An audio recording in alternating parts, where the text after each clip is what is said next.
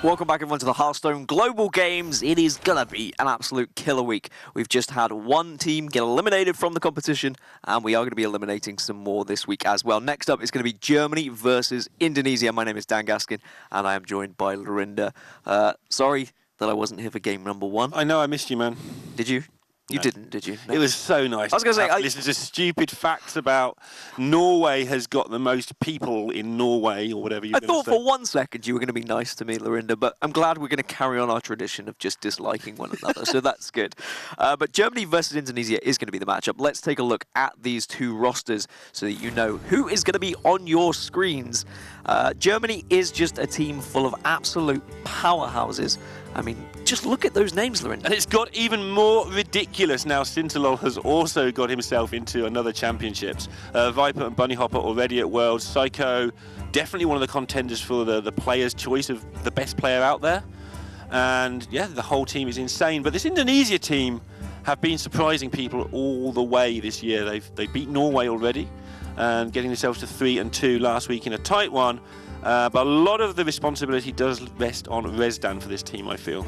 And when you do have responsibility, like, just on your shoulders like that, there can be a lot of pressure. But we have seen a lot of teams have that kind of one player who is the powerhouse player and the rest maybe aren't as good, but then they start to learn from that player, and then we've seen them improve. I mean, across from last year's Global Games to this year's Global Games, there's been teams that were iffy last year, but they're incredible this year. It's been nice to see the improvement. Yeah, and Indonesia are one of those teams who had a lot of their players remain from last year, and so obviously their communication is a big factor. It is a team game. It's not just all about one player. And the other players are doing fine in tour stops, just nothing spectacular yet.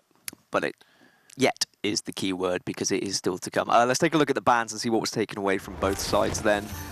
First up, you usually ban away your scariest deck from your opponent, but it's going to be the Rogue from Indonesia, and it's going to be the Warrior from Germany. Yeah, Rogue and Warrior getting banned more and more often at the moment. It was an odd Rogue that Indonesia had, though, so Germany not wanting to face down much aggressive stuff. And I assume that was a Zoo then, looking through. It wasn't. Okay. It does seem like Indonesia have more aggression in their lineup, just going through the deck list in general. I mean, Odd Paladin, Odd Rogue, Aggro Mage, whereas on the other side for Germany, they have Quest Rogue, Control Mage, for example. So you can see how the teams differ and how they've approached this, but the bans do kind of follow that. Germany want to get rid of those aggro decks that could beat their Quest Rogue potentially, whereas Indonesia want to get rid of those control decks that can take down their aggro decks. It's a bit weird. But interesting how Indonesia saw it panning out, because they picked Priest first, despite having lost their Odd Rogue. Maybe they thought, well, if Germany are going to ban all our aggressive stuff, we'll try and flipperoo a little bit. Do a flipperoo, get a mecharoo, and have a giggling inventor come and join us. Let's take a look at the matchups, though, because this is where the important thing lies. What are you going to be facing? It's going to be Warlock versus Shaman to kick things off. We have a Hunter Mirror later on, and a Mage Mirror, it would seem. But there are slight variances in those deck lists, as I did mention. But to start things off, Lorinda, it is going to be Warlock versus Shaman. It's going to be the Evenlock. Sintalol is going to be pyroing that one, and it's going to be Nexok who's going to be piloting the Even Shaman. Even Shaman and Evenlock, two decks we don't see that much of, especially the Shaman, where almost every team just settles on the old Shudderwock deck, which I still don't think we've seen it do very well in this tournament, so I'm all for mixing it up and playing that Even Shaman. I think statistically, Even Shaman's been performing fairly well on ladder in these past few days, starting a new season, as it usually does. Anything that's usually quite quick starts well on ladder, but going up against Evenlock, it is going to be tough. Evenlock typically has so much removal, Defile, Hellfire, real pain to Indonesia. And it was Indonesia last week who did have the Mechathun Priest game. Do you remember the moment when the Mechathun Priest was how did you do that? High five? I don't know. It was like a weird high five thing, wasn't it? It was more. It was actually less awkward than what just happened. Like a low 3 or something. A low 3. It wasn't a great high five. I want to see better high fives from Indonesia today. That's for sure. Any idea if Sintalol's won anything recently? He doesn't seem to display his winnings very clearly. No. Can't think of anything. No, can't think of anything at all. And you can see there's is that an extra face that's been put there for Indonesia terrifying. as well? Is that because they're missing a player, so they're just putting him there in spirit, potentially? I think that might be the case. Either way, it's pretty scary indeed. But yeah, Indonesia have been playing very well as a team. We've seen them in this room. We saw it in the clips yesterday and, of course, last week live, where they thought they'd won that game. And it is good. These teams that get together do seem to pull above their weight, I feel. And they enjoy themselves as well. That's the key factor. A lot of laughing, a lot of smiling. As a Storm-Forged Axe is drawn. What year are we in right now? Don't ask me that. There's too many to choose from. But other than the Storm-Forged Axe, not a lot to go with. Obviously, in the even deck, because you can't do anything till turn 2 apart from press the magic button. And there it is. Meanwhile, Germany do have the homunculus to slow things down, but obviously they'll be trying to draw cards, try and get the giants. We've seen it all before. But clearing 1 or 2 boards before establishing can be the way forward. Germany will certainly want to be finding those board clears sooner rather than later. Even if they're not going to use those board clears, just having them in your hand so that you can at least have a backup of an emergency panic button. If this board gets too wild, we have Defile, we have Hellfire that's going to be able to deal with it. One thing that the Shaman doesn't do, we talk about Bloodlust every time, but just in general, it doesn't pack an early punch in terms of damage.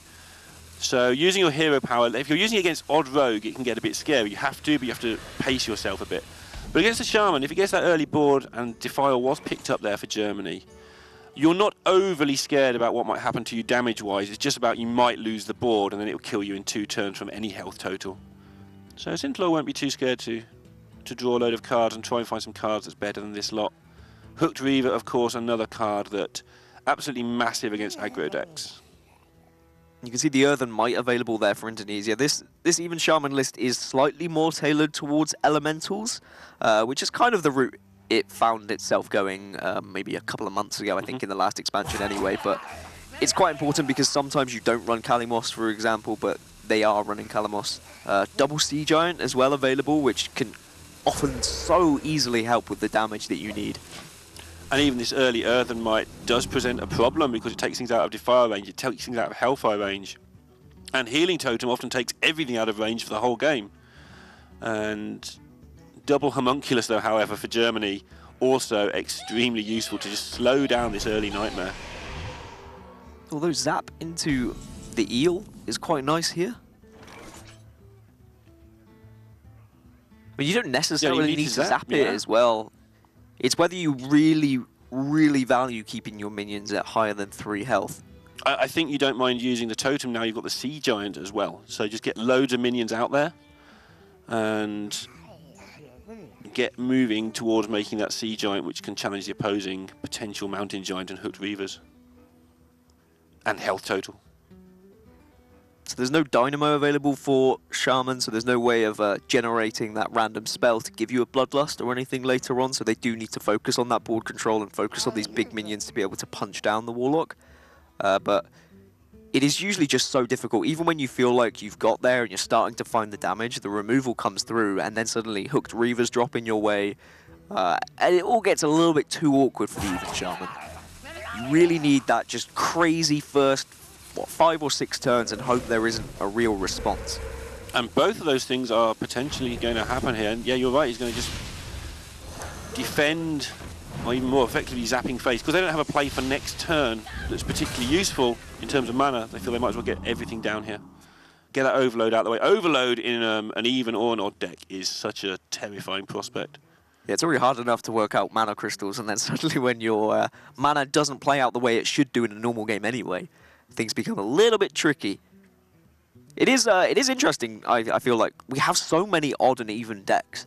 I mean, when that archetype was first brought in, we were like, well, is it really going to work? Some of the hero powers aren't that great when they're buffed up, but it has just found its place in the meta, and the majority of classes have an odd or even deck now. Something that's interesting there as well is I don't feel that has changed much with the new cards. We'll say, oh, when new sets are printed, even an odd are going to be even more ridiculous. Well, there's Myra's Unstable. What else is there? There's not a lot being added to any of those decks. They just happen to have a better place in the meta right now. Yeah, I mean, we haven't seen like an even or an odd Druid. Odd Hunter, of course, exists. Odd Mage, I've seen a little bit of, but it's not that great. Yeah. So there are still a few decks that maybe could benefit from it eventually. But yeah, right Odd Mage always irritates me when I play against it, because it's actually better than you think. You're like, this fool is playing Odd Mage, and actually it's just they play Jaina and kill you, just the same as any other control mage. Yeah. Never underestimate the mage. Big deal here from Germany, willing to significantly slow down their Mountain Giant by using the coin into the Mushroom Man. Yeah, they don't need to play Mountain Giant to win this game. I think that's the evaluation they have come to. Yeah, this helps set up the Defile with a 4/4 as well. That's correct. You just call him a Mushroom Man as well? Yeah. Ah, okay. He likes mushrooms.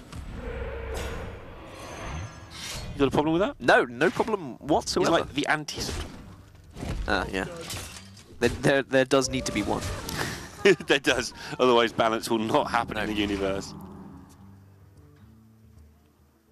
But Indonesia doing well to keep a relatively small and, although not threatening board, threatening enough for Sintalol to have to consider removal at some point, and how he's going to remove that. Yeah, and they were making sure that nothing bad happened there with Defile. And it did look a bit desperate. Just coining out there is just looked a bit awkward for Germany. So maybe Indonesia getting a read, not necessarily a correct one, that Germany is struggling mightily. Sintalol doesn't like any of the options being presented to him. You can see Demonic Project available there for Sintalol. Not really going to be beneficial in this matchup, unless they get to the point where they are in a desperate scenario where they need to find, I don't know, a Void Lord, for example. Yeah, just project one. Yeah, it might be able to get you there. But it's not the matchup that they would have been looking for that particular card, but that is the nice variance that Evenlock can have. Like, they have found a good matchup here, even though they have teched it for other decks. Just look at Indonesia here. They really want to get this Sea Giant down as quickly as possible before bad things start to happen. There is no twisting Nether in the deck for Germany, just to be clear on that. Sometimes it occurs that someone slides one in there. But not around, just that Bone Mare that you can see, Mossy Horror. Not much single target removal, apart from the Spellstones, actually. No Siphon Soul, for example. So they have got to really look after this. So maybe they don't need to rush getting the Sea Giant. Maybe they could just play a few minions on the board and then play a Sea Giant later on just as a big 8/8 for a high cost amount of mana. Indonesia just not respecting this at all. Putting Germany to exactly 15. Obviously, on turn 5, if you put them to 16, they can tap themselves down to 14 anyway. Yeah. But I'm wondering if that's a better option, because you end up doing a point extra damage if you make them do that. But then they can tap and draw anyway and go down to 13, so yeah, it's probably correct.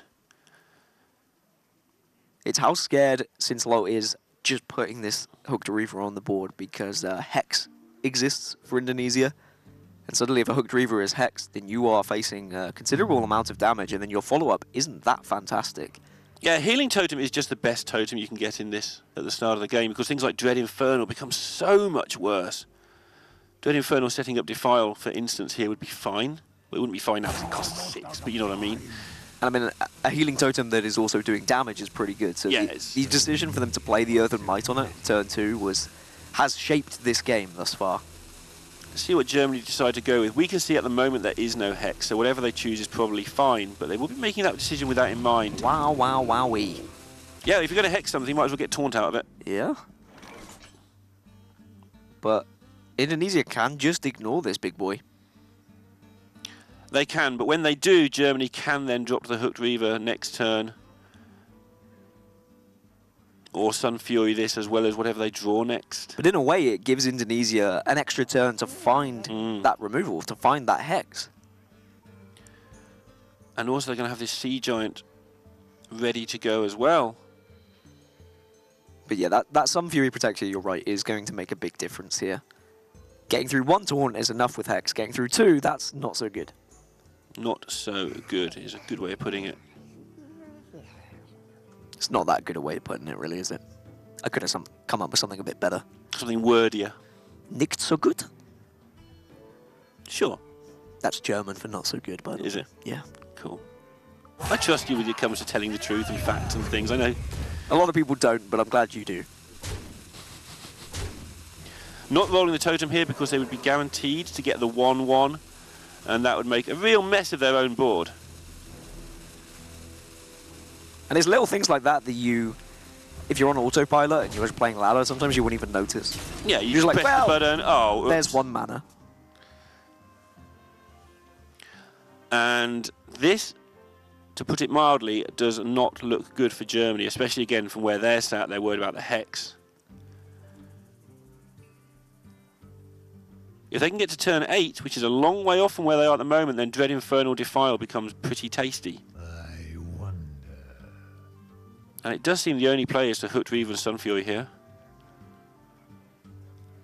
And if there is a Hex then to deal with one of those minions, you're alive by 1 point of damage. Yeah, you're dead to the Phoenix. Well, the Hex has to take 4 mana as well. Oh yeah, So that's how numbers work. Just. But you are very scared. I'm very scared. Because there could be another Direwolf, for example. Like, there are ways that you can find that extra point of damage. Well, Germany going to have to come to some conclusion. That's what the rope means. So many possibilities. This also looks nice. Yeah, they've actually found a way to clear up most of this. Hadn't realised that I got to 7, if I'm honest. I thought the Spellstone was at 5. Me too. This does leave a little bit of power on the board, but not much. A really nice way of manipulating the health totals to use to file there. And so Indonesia got to regroup and find a way to force through 14 damage, and suddenly it looks a long way off. Just going through it, and it would have been the double homunculus that we should have recognised there that pushed that up to 7. And yeah, Indonesia, the ability to deal with this giant is not there for them. And they've just got such a scary health total here. Yeah, not a lot they can do. What can they play for off the top of their deck? They've got Alakir. They need buffs for Alakir to make it really do its thing. Is it making totems even that relevant? They've got to play. I mean, in their mind, they're still worrying about Hellfire. They're still worrying about a second Defile, etc. But yeah, they can't worry about anything. It would be too slow. So they're going as wide as they can, hoping that nothing exists. And Dread Infernal seems good. And now, at some point, the taunts will be good. Now they've used their 7 at damage Spellstone. And now the Evenlock is so far ahead as well, that they've got this freedom to kind of approach the rest of this game however they see fit. So many Clearing up possibilities. one last set of attacks is pretty important right now. As prayers from Indonesia, like they're just hoping that there's nothing here. Because there is a chance that this board could not have Hellfire, there could not be taunts, and then suddenly Indonesia have the ability to push through damage with Alakir. Mm-hmm. And this is where having 4 players on your team as Germany is very handy. Just weighing up what can those 2 cards be that absolutely kills us. Pretty sure that each individual member of Germany is easily powerful enough to work that out themselves.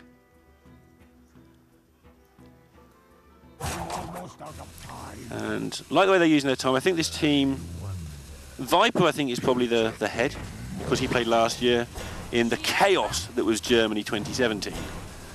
And you know what happens if you cut the head off a snake? no? Oh, okay.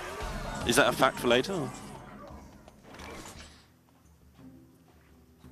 And I know you said earlier, you said about Sintalol making another championship. Yeah. This is the first time he's actually got through via playoffs, isn't it? Yeah, he just goes through last call normally. Yeah. And he hasn't had a particularly fantastic year for the first half this year. Then he did start showing signs of an uptick in Seoul.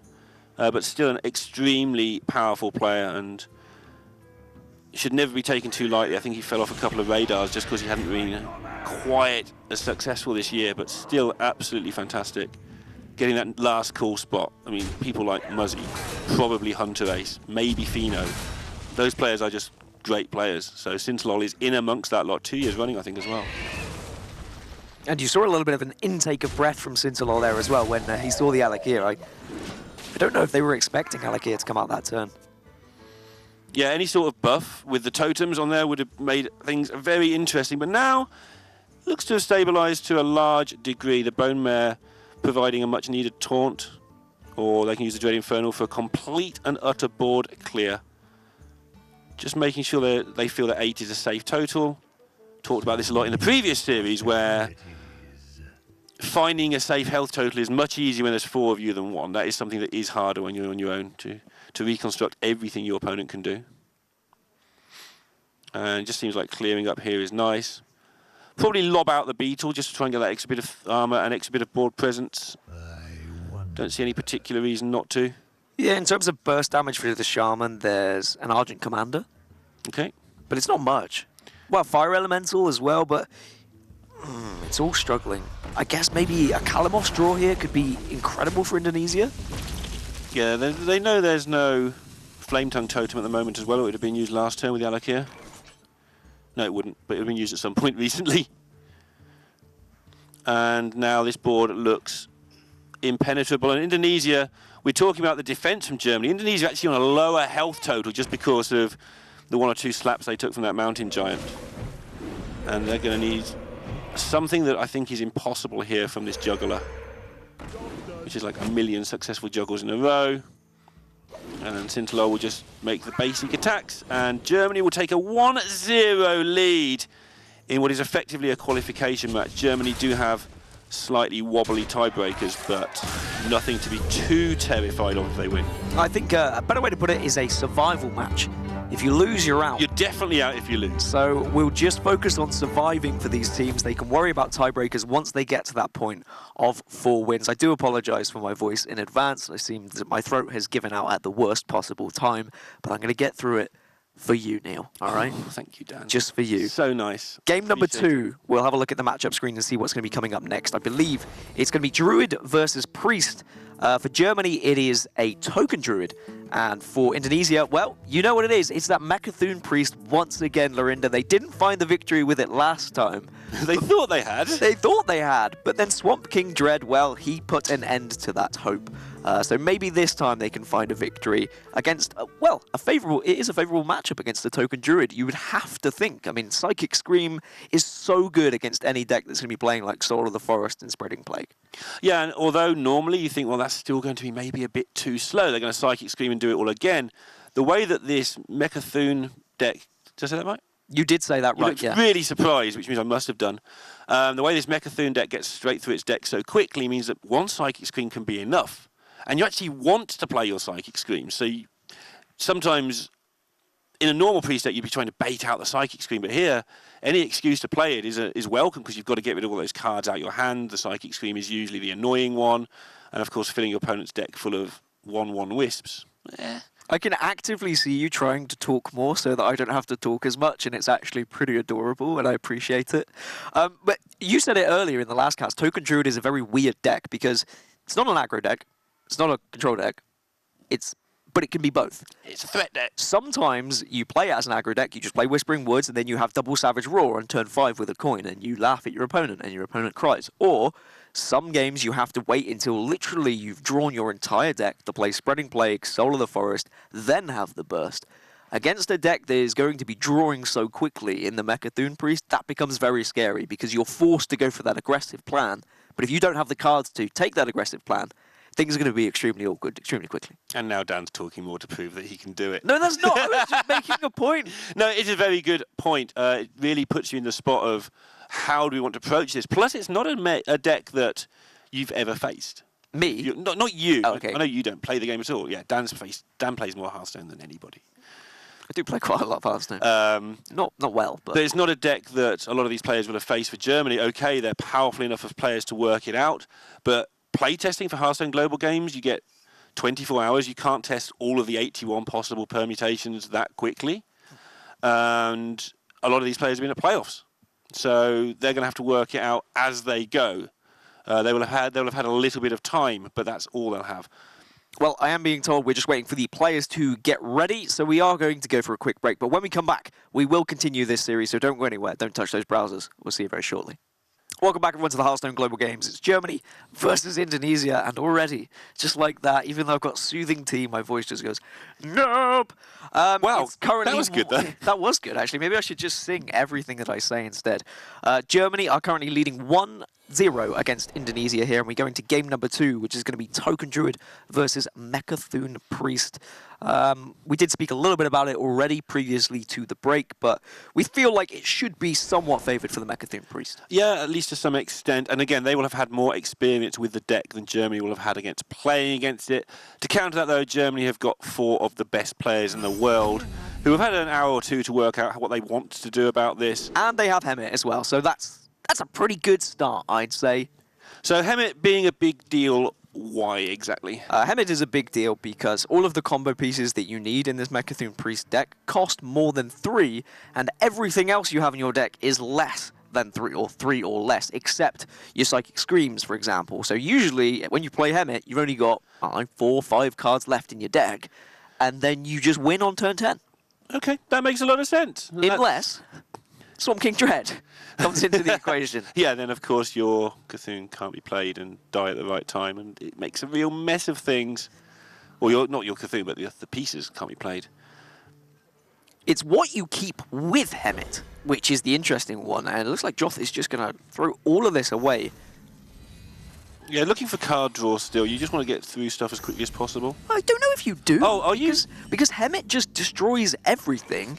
You don't necessarily need the card draw, but maybe you need some sort of way of surviving the early game. So potentially they were looking for Pyromancer, just to have a way of dealing with that first wave of Whispering Woods. Because this deck, again, we're talking about how decks are supposed to win and how decks actually win. We did see Boar Control beat a Hunter with this a couple of weeks ago here on like turn 4, just by, I think it was turn 5, like Whispering Woods into just kill you. Yeah, it was Whispering Woods turn 4, and then Coin double Savage Roar turn And that's 5. the end of that game. So the deck can just wipe you out if you don't defend against it. And you haven't got much else to worry about if you've got the Hemet start. Worrying about how you lose the late game isn't a thing you've got to panic about. So yeah, I think you're right there. Probably hunting for those Pyromancers to try and get things tidied up. But as it happens, they've got not a lot going for them other than that Hemet, but that Hemet is a massive deal. And talking of not a lot going for them, the Druid doesn't have a lot going for it either. No ramp, no card draw, a useless removal card, no wisps. Yeah. That's what they wanted. They wanted Whispering Woods just to slam it down on Thor and say, "Hey, answer this, priest." And Joth probably would say, "Well, I have Pyromancer, so why are you playing Whispering Woods, dummy?" And the Bunny Hopper would say, "Don't call me dummy. Do you know what I achieved this year?" Yeah, he nearly did it again. He was going really well in the playoffs this time around as well, while simultaneously working on the world's most complicated degree. And it does amaze me how many Hearthstone players also are either studying or in a profession like doctoring or something like that. It's crazy. I mean, it doesn't surprise me that they're clever. Oh, because no. you've got to be clever to be able to add 3 It surprises and 4 me and that 5 all at once. They are still this good at and have this much time for Hearthstone whilst also trying to balance another life. It is pretty insane. In fact, it's more than pretty, it's nuts. But Bunny Hopper is one of the prime examples of that, because his degree, I mean, Sottle always makes the point, there's so many words and you can't even understand what the degree is about, let alone what he's studying. Maybe it's just a bait. Maybe the degree is like studying how to count to 12, but it's written in Latin. Yeah. Okay, there's the Psychic Scream that will be, I don't know, one of the few sticking points where you just play it no matter what, right? I think Indonesia will be okay with drawing the Psychic Scream. And as I said, anything that they're drawing which is above the 3 cost is probably okay at this point, because then you're destroying everything else when you play Hemet. So the way that Bunny Hopper's currently going to have to plan this is with these giggling inventors. They make tokens pretty rapidly, as we all know, and you don't need a huge whiteboard depending how many buffs you have to get it done. Yeah, I mean, Giggling Inventor, as soon as you can then drop Savage Roars on it, or even Branching Pass, if that comes off the top, suddenly this Giggling Inventor gets quite scary for Indonesia. But they do have 1 Psychic Scream to deal with the board, so they'll feel relatively comfortable at this point. Yeah, they can deal with it next turn, and of course, Germany will be well aware, especially as nothing has happened here. Not even any of their card draw. I mean, something that is actually quite scary for Joth and for Indonesia is look at how many cards they have actually drawn of their combo pieces. Yes. And that are above 3. If they play Hemet, I think there's only, what, like 2, maybe 3 cards that are left in deck. Fatigue does become a thing.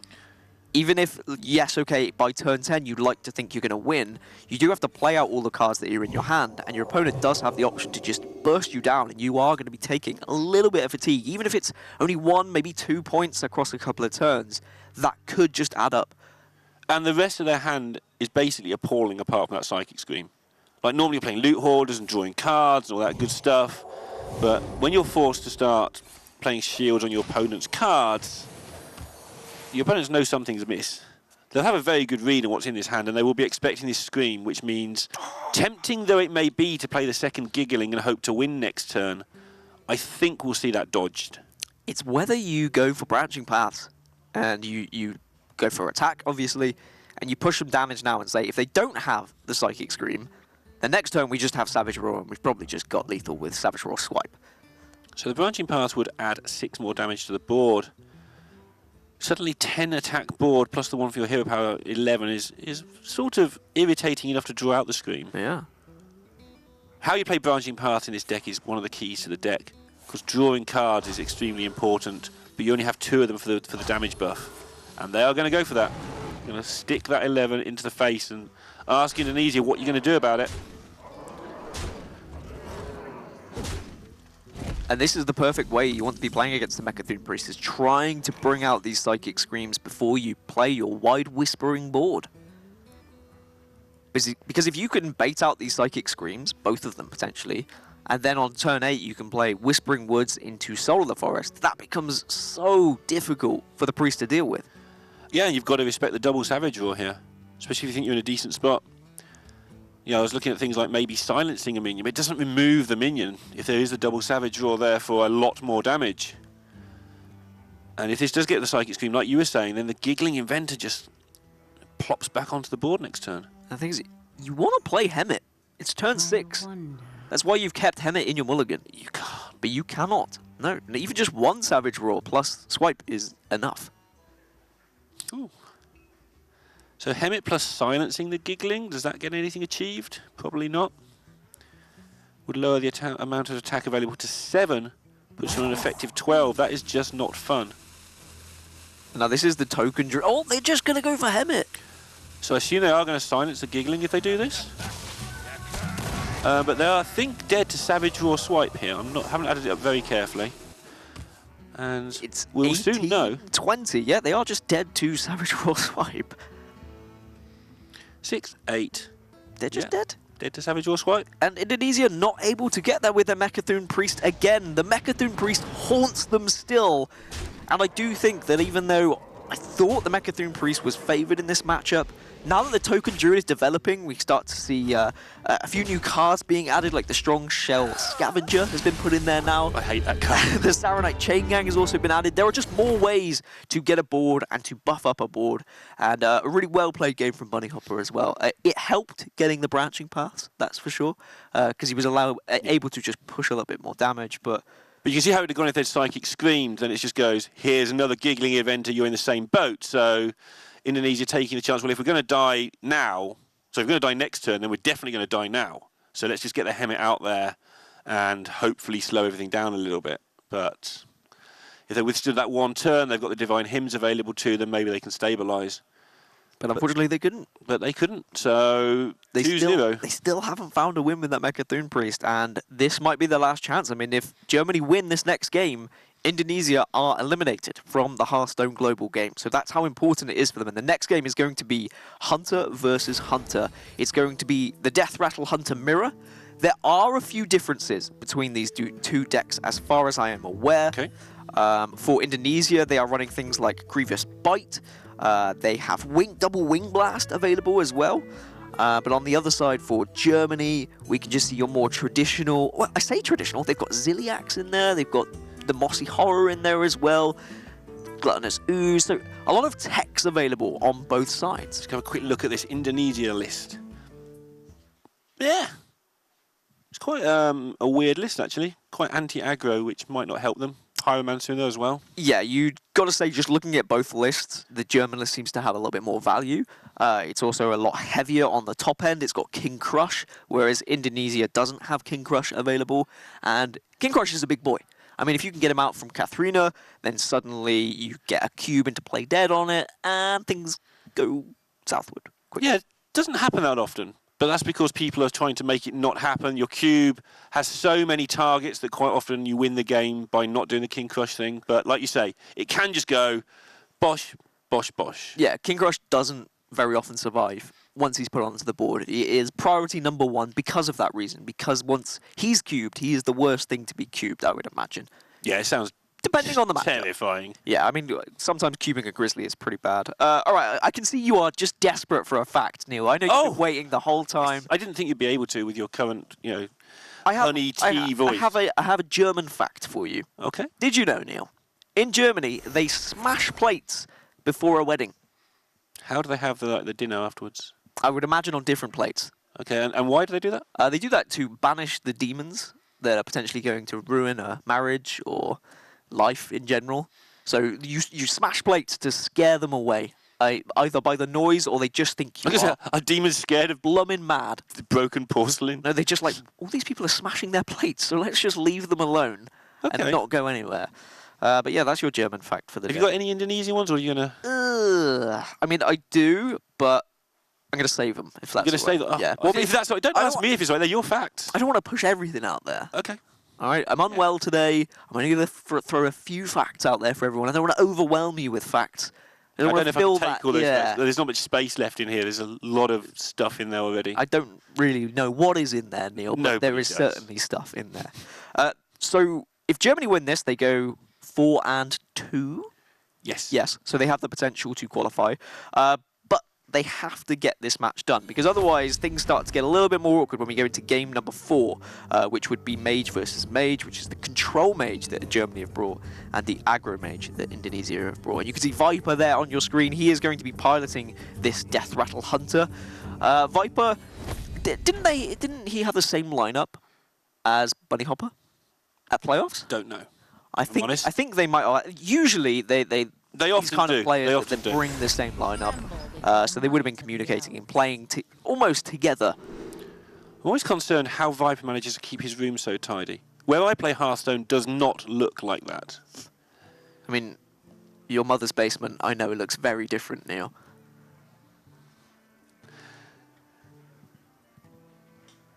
So how much of this do you want to keep in your opener from both sides? Handmaster Shore seems pretty essential here for Indonesia. Spider Bomb for both sides is good. The Terror Scales, always obviously decent. The main discussion is going to be the candle shots. And the Pyromancer. Does the Pyromancer really have a place in opposing this? I don't think it does. I feel like I like this plan from Viper, going all out, keeping the Terror Scale Stalker and saying, if I draw my eggs and they don't draw my eggs, I probably just win this game. Yep. But Houndmaster Shore is certainly a consideration for Resdan as well here. I think you have to keep Shore. Sure. But they don't. They're going to go for the Pyromancer plan, so they're going to try and get hold of some early board. I guess it's something. Well, he's back. We're going to find out what happened. What could have happened, or what could have been. Pyromancer, I guess, is still a 3/2 that you can play on turn 2. So it is still a threat that you can plop onto the board. As Germany are probably going to have a Houndmaster Shore of their own. Yeah, Viper seems pretty happy about that, but then he always seems pretty happy even when he's not. Is there any consideration for a high main or a... Nope, never mind. Is there? No. I mean, there would have been. You've got to consider everything. That's how the good players function. It's how the bad players function too. They just don't consider it as well. Yeah, very slow hand for Germany. We don't see that typical egg into Terror Scale, into play dead, into Terror Scale, into concede that I often see on ladder. Not that I'm bitter. Not that you're conceding often. No. Do you say well played first? No. Okay. You're one of those people. I am a squelcher, and I will always be a squelcher. So they're showing their plan here now. Yeah. Of just trying to get it done. Push the tempo.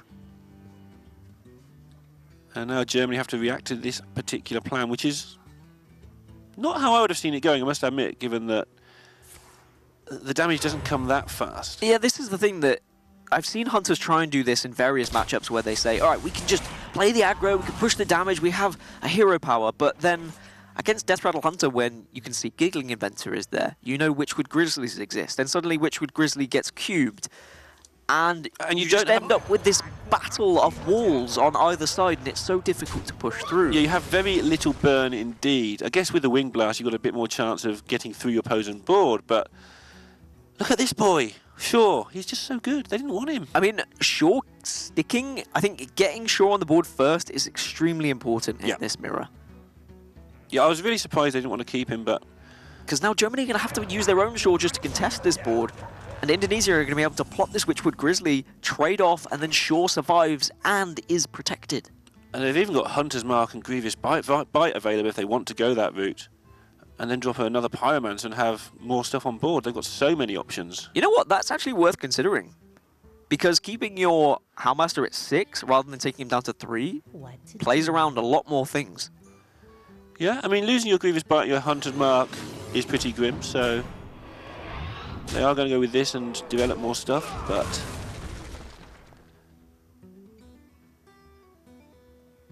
Germany's still on 27, but obviously Shaw is a big deal losing theirs.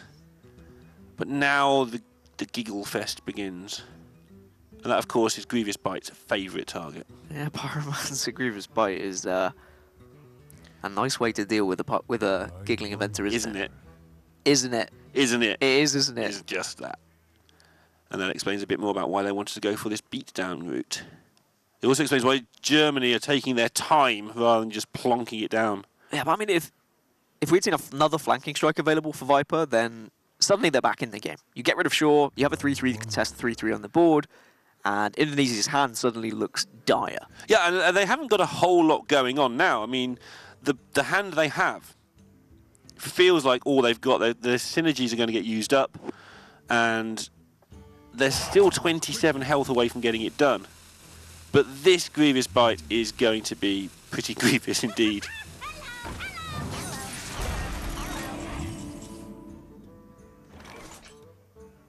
But it's certainly a build I've not seen of the Death Rattle Hunter, with Wing Blast and Grievous Bite being involved.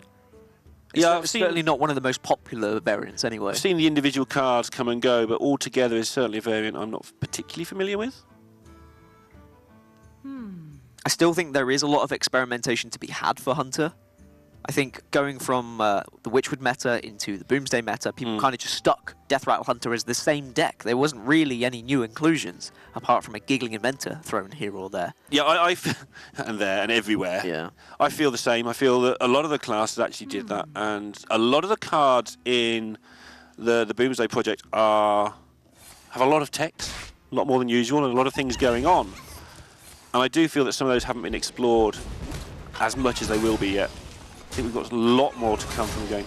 And the fact that we've seen the Subject 9 Hunter come into fruition as of late as well.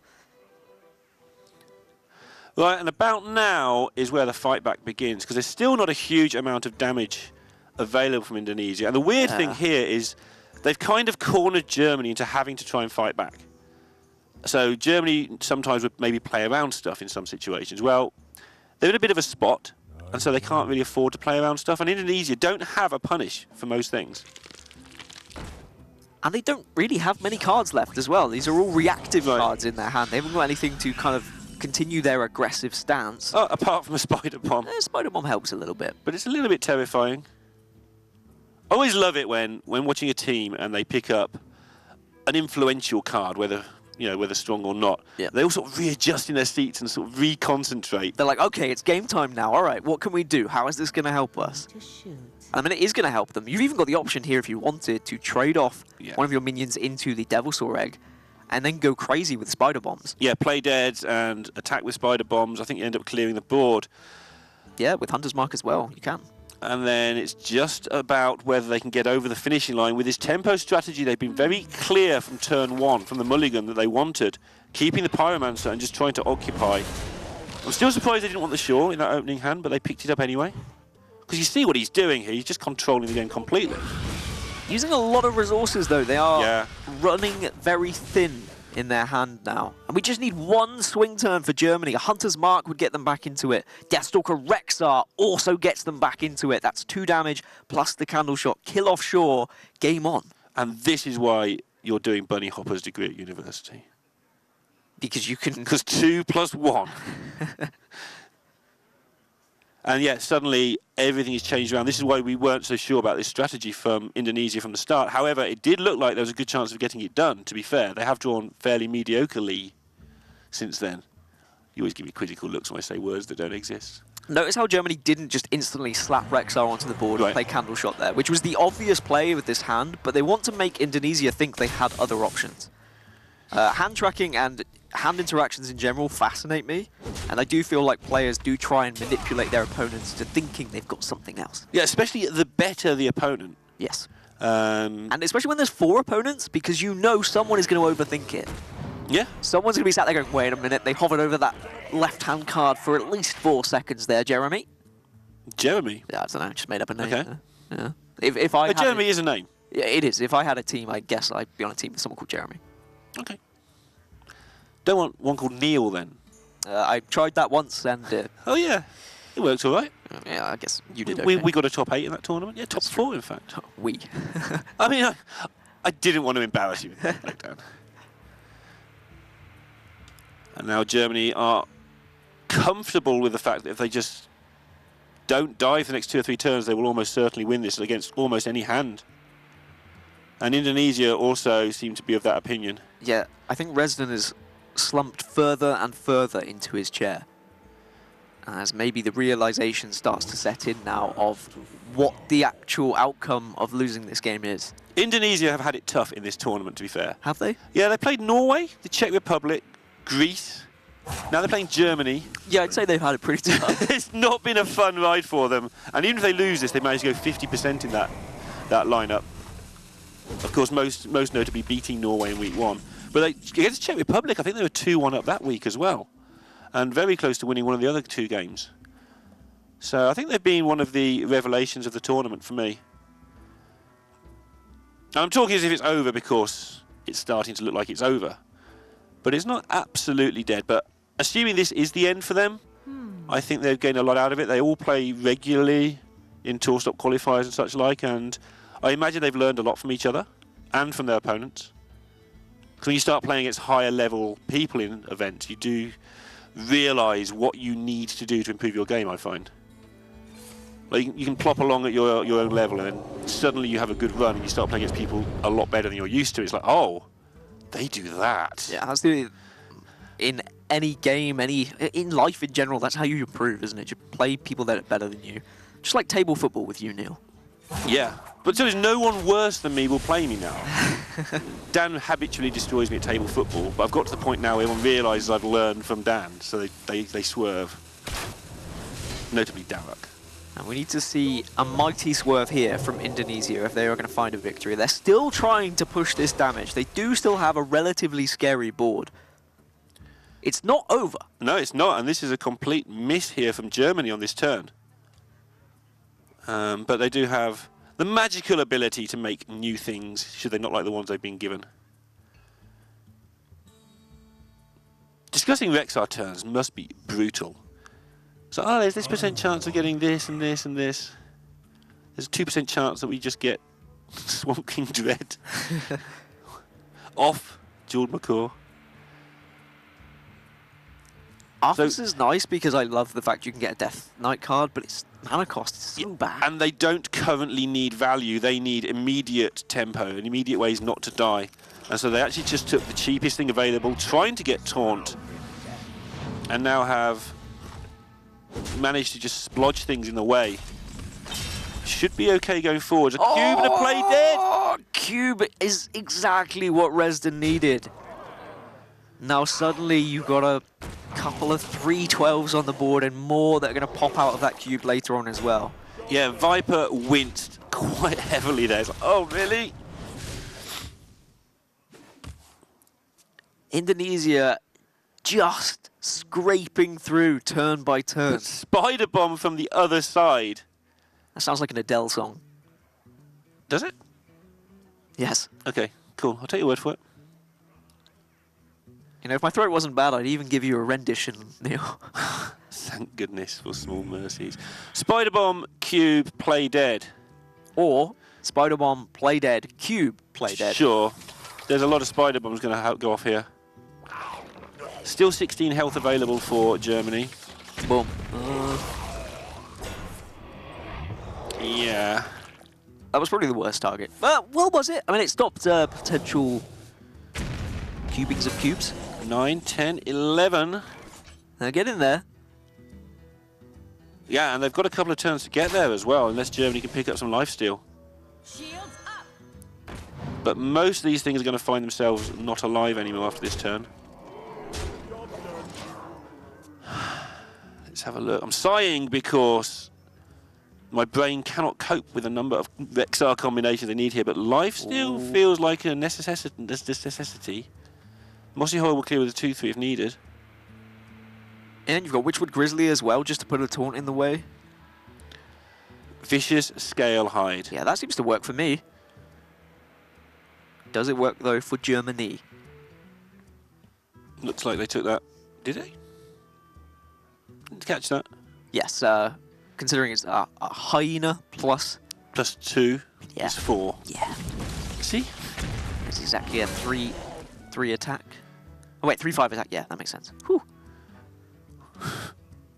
Caster's making sense. Who'd have thought it? Wait.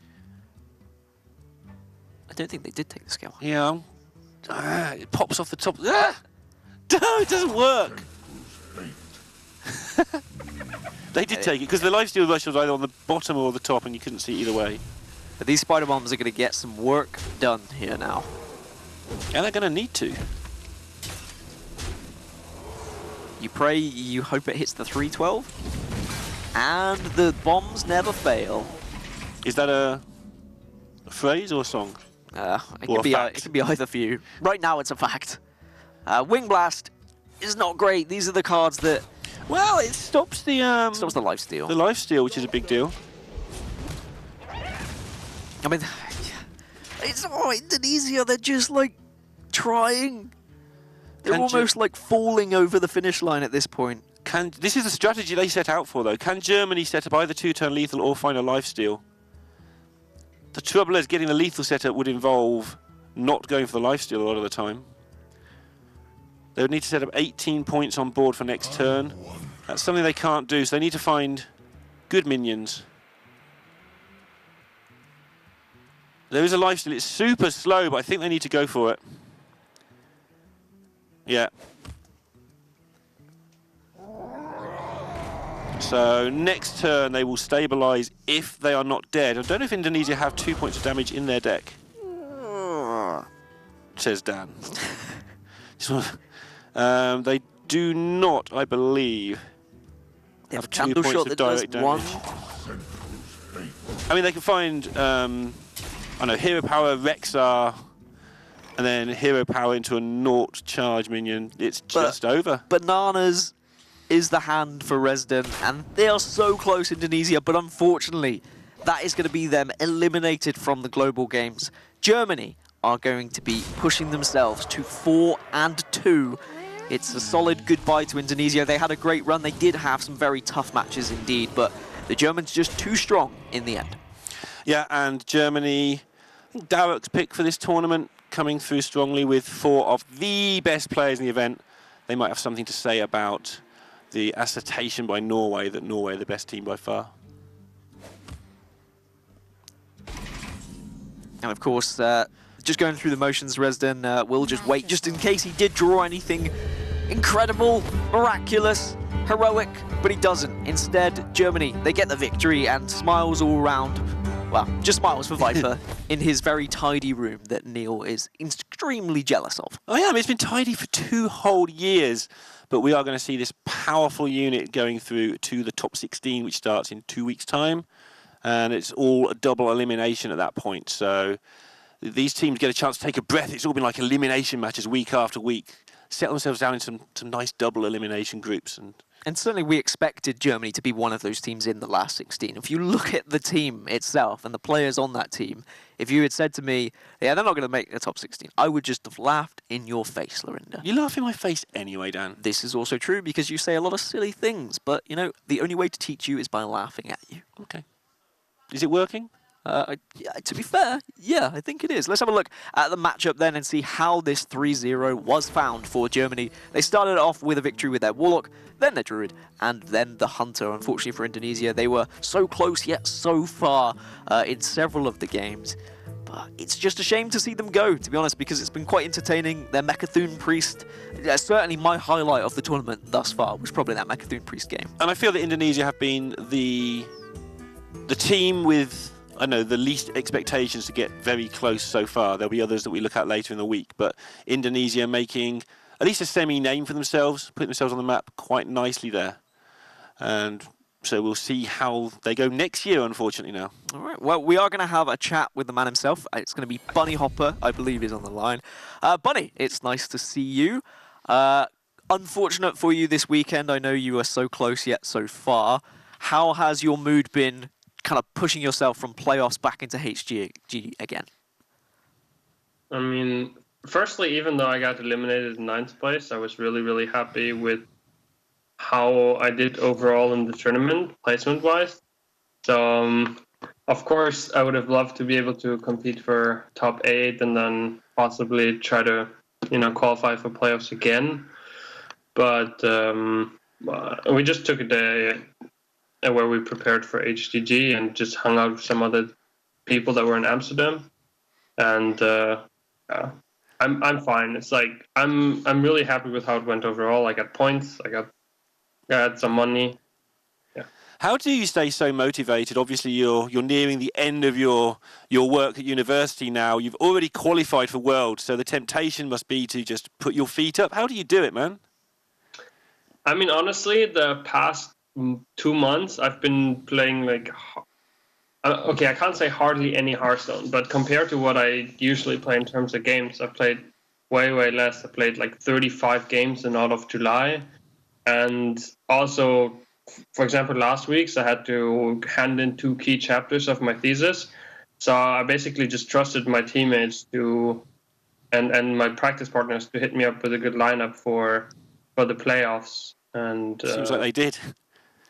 And then of course, we were together in Amsterdam. So for HG, we could prepare together. So that was nice. I just took that day off, like not necessary to work that Sunday, rather prepare with the guys. Well, and it should now push you guys into the last 16 as well in this competition.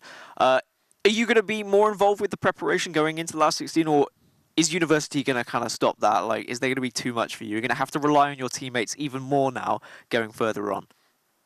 No, so ETA for the hand-in of my thesis is a week. Bad news for everybody in Hearthstone apart from yourself. Because now they have to face one more strong player every week. Exactly. And then I'll still be employed and I'll still be finishing a paper. So I won't be full-time Hearthstone, but, at least I won't be just spending most of my time on the thesis. Yeah, you won't be full-time university, so that is definitely a scary thing, because you guys, the German squad, is absolutely incredible, and I really look forward to seeing you guys in the last 16, so best of luck when those matches do come. Thank you. Thank you very much, Bunny.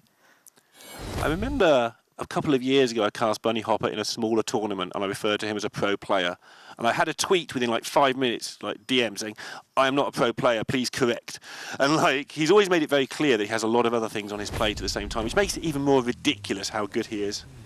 I mean, the fact that you can't not call him a pro player now, right? Like, with what he's achieved, like, he is just a professional gamer. He really is. As we look at some highlights from the series, a relatively quick one for Germany. I'm sure they'll be pretty happy. We've seen Sintalor's happy face already once these past few days, but we were seeing it again as he found the opening victory. But then for Indonesia, it was their crux. It was that Mechathune Priest just losing yet again. Yeah, Germany asking just the right number of questions. I think Indonesia played correctly there, saying, okay, if you've got it, you've got us, because you're going to beat us anyway. But unfortunately for them, Germany did have it. And Indonesia, trying not to overcommit to removal, did end up losing that game. And then this was an interesting game from them, I felt, where they went for Pyromancer, threw away Shaw, wanted to go for the full-on tempo. And to be fair, It very, very nearly got there. I mean, without the Rexar draw on turn 7, I think this might have been the game for Indonesia, but it was enough not only to get them back with some value, but to clear off Houndmaster Shaw, which I think was extremely important. Shaw was sticking around for quite some time, and then Viper was just able to find that final little bit of lifesteal to get them over the edge and stop Rezdan being able to just batter him down with hero power after hero power. And even there, just the little choice that people make with Rexar, they took the cheapest minion, not really caring what it was there, in preparation for the fact that most, the lifesteal worm costs 5, so they could play it this turn. Even the little decisions there, making sure you are just playing for that one ability that you need, can make a massive difference. If they took the wrong minion on the first pick, they don't win that game. Lifesteal is extremely important, but Germany, they go to 4-2. Unfortunately, we have to say goodbye to Indonesia, so commiserations to them. Next up, it's going to be Hong Kong versus Sweden on your screens, so make sure you don't go anywhere, because we'll have that one right after this.